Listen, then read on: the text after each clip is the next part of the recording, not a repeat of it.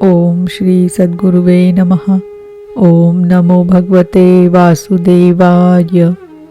अथ सप्तषष्टितमो अध्याय। द्विविध का उद्धार। राजा परीक्षित ने पूछा, भगवान बलराम जी सर्वशक्तिमान एवं सृष्टि प्रलय की सीमा से परे अनंत है।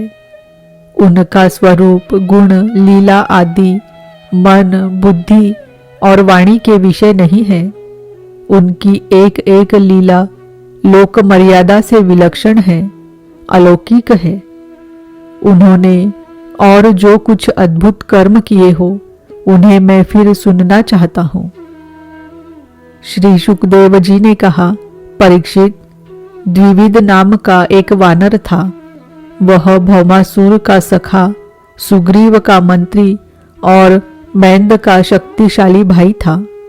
जब उसने सुना कि श्री कृष्ण ने भौमासुर को मार डाला, तब वह अपने मित्र की मित्रता के ऋण से उऋण होने के लिए राष्ट्र विप्लव करने पर उतारू हो गया। वह वानर बड़े बड़े नगरों, गांवों, खानों और अहीरों की बस्तियों में आग लगाकर उन्हें जलाने लगा। कभी वह बड़े बड़े पहाड़ों को उखाड़कर उनसे प्रांत के प्रांत चकनाचूर कर देता, और विशेष करके ऐसा काम वह अनर्थ देश में ही करता था, क्योंकि उसके मित्र को मारने वाले भगवान श्री कृष्ण उसी देश में निवास करते थे। द्विविध वानर में 10,000 हाथियों का बल था। कभी कभी वह दुष्ट समुद्र में खड़ा हो जाता और हाथों से इतना जल उछालता कि समुद्र तट के देश डूब जाते। वह दुष्ट बड़े बड़े ऋषि मुनियों के आश्रमों की सुंदर सुंदर लता वनस्पतियों को तोड़ मरोड़ कर चौपट कर देता और उनके यज्ञ संबंधी अग्नि कुंडों में मलमूत्र डालकर अग्नियों को दूषित कर देता। जैसे भृंगी नाम का कीड़ा दूसरे कीड़े को ले जाकर अपने बिल में बंद कर देता है, वैसे ही वह मदोन्मत्त वानर स्त्रियों और पुरुषों को ले जाकर पहाड़ों की घाटियों तथा गुफाओं में डाल देता। फिर बाहर से बड़ी बड़ी चट्टानें रखकर उनका मुंह बंद कर देता। इस प्रकार वह देशवासियों को तो तिरस्कार करता ही, कुलीन स्त्रियों को भी दूषित कर देता था। एक दिन वह दुष्ट सुललित संगीत सुनकर रैवतक पर्वत पर गया। वहां उसने देखा कि यदुवंश शिरोमणि बलराम जी सुंदर सुंदर युवतियों के झुंड में विराजमान है। उनका एक एक अंग अत्यंत सुंदर और दर्शनीय है और वक्षस्थल पर कमलों की माला लटक रही है। वे मधुपान करके मधुर संगीत गा रहे थे और उनके नेत्र आनंदोन्माद से विभल हो रहे थे।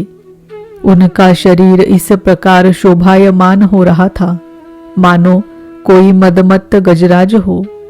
वह दुष्ट वानर वृक्षों की शाखाओं पर चढ़ जाता और उन्हें झकझोर देता। कभी स्त्रियों के सामने आकर किलकारी भी मारने लगता। युवती स्त्रियां स्वभाव से ही चंचल और हास परिहास में रुचि रखने वाली होती है।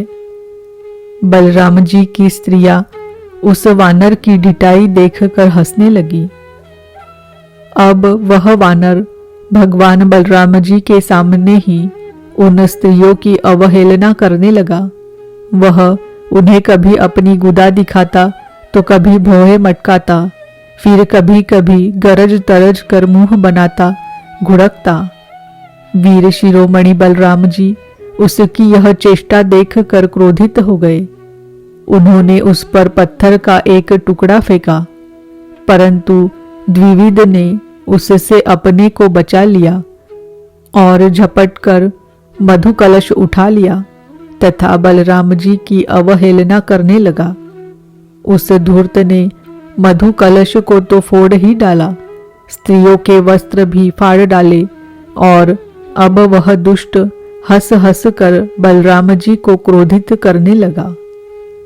परीक्षित, जब इस प्रकार बलवान और मदोन्मत्त द्विविद बलराम जी को नीचा दिखाने तथा उनका घोर तिरस्कार करने लगा, तब उन्होंने उसकी ढिठाई देखकर और उसके द्वारा सताए हुए देशों की दुर्दशा पर विचार करके उस शत्रु को मार डालने की इच्छा से क्रोधपूर्वक अपना हल मूसल उठाया। द्विविद भी बड़ा बलवान था। उसने अपने एक ही हाथ से शाल का पेड़ उखाड़ लिया और बड़े वेग से दौड़कर बलराम जी के सिर पर उसे दे मारा। भगवान बलराम पर्वत की तरह अविचल खड़े रहे। उन्होंने अपने हाथ से उस वृक्ष को सिर पर गिरते गिरते पकड़ लिया और अपने सुनंद नामक मुसल से उस पर प्रहार किया।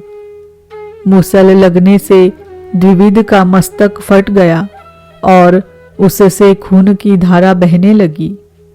उस समय उसकी ऐसी शोभा हुई मानो किसी पर्वत से गेरू का सोता बह रहा हो। परंतु द्विविद ने अपने सिर फटने की कोई परवाह नहीं की। उसने कुपित होकर एक दूसरा वृक्ष उखाड़ा, उसे झाड़ झूड़ कर बिना पत्ते का कर दिया और फिर उससे बलराम जी पर बड़े जोर का प्रहार किया। बलराम जी ने उस वृक्ष के सैकड़ों टुकड़े कर दिए। इसके बाद द्विविद ने बड़े क्रोध से दूसरा वृक्ष चलाया, परंतु भगवान बलराम जी ने उसे भी शतधा छिन्न छिन्न कर दिया। इस प्रकार वह उनसे युद्ध करता रहा। एक वृक्ष के टूट जाने पर दूसरा वृक्ष उखाड़ता और उससे प्रहार करने की चेष्टा करता। इस तरह सब ओर से वृक्ष उखाड़ उखाड़ कर लड़ते लड़ते उसने सारे वन को ही वृक्षहीन कर दिया। वृक्ष न रहे तब द्विविद का क्रोध और भी बढ़ गया तथा वह बहुत चिढ़कर बलराम जी के ऊपर बड़ी बड़ी चट्टानों की वर्षा करने लगा। परंतु भगवान बलराम जी ने अपने मूसल से उन सभी चट्टानों को खेल खेल में ही चकनाचूर कर दिया। अंत में कपिराज द्विविद अपनी ताड़ के समान लंबी बाहों से घूसा बांधकर बलराम जी की ओर झपटा और पास जाकर उसने उनकी छाती पर प्रहार किया। अब यदुवंश शिरोमणि बलराम जी ने हल और मूसल अलग रख दिए तथा क्रुद्ध होकर दोनों हाथों से उसके जत्रु स्थान अर्थात हसली पर प्रहार किया। इससे वह वानर खून उगलता हुआ धरती पर गिर पड़ा। परीक्षित, आंधी आने पर जैसे जल में डोंगी डगमगाने लगती है, वैसे ही उसके गिरने से बड़े बड़े वृक्षों और चोटियों के साथ सारा पर्वत हिल गया। आकाश में देवता लोग जय जय, सिद्ध लोग नमो नमः और बड़े बड़े ऋषि मुनि साधु साधु के नारे लगाने और बलराम जी पर फूलों की वर्षा करने लगे। परीक्षित, द्विविद ने जगत में बड़ा उपद्रव मचा रखा था, अतः भगवान बलराम जी ने उसे इस प्रकार मार डाला और फिर वे द्वारकापुरी में लौट आए। उस समय सभी पुरुजन परिजन भगवान बलराम की प्रशंसा कर रहे थे। इति श्रीमद्भागवते महापुराणे पारमहंस्याम संहितायां दशम स्कंधे उत्तरार्धे द्विविद वधू नाम सप्तषष्टितमो अध्याय। ओम नमो भगवते वासुदेवाय। ओम नमो भगवते वासुदेवाय। ओम नमो भगवते वासुदेवाय।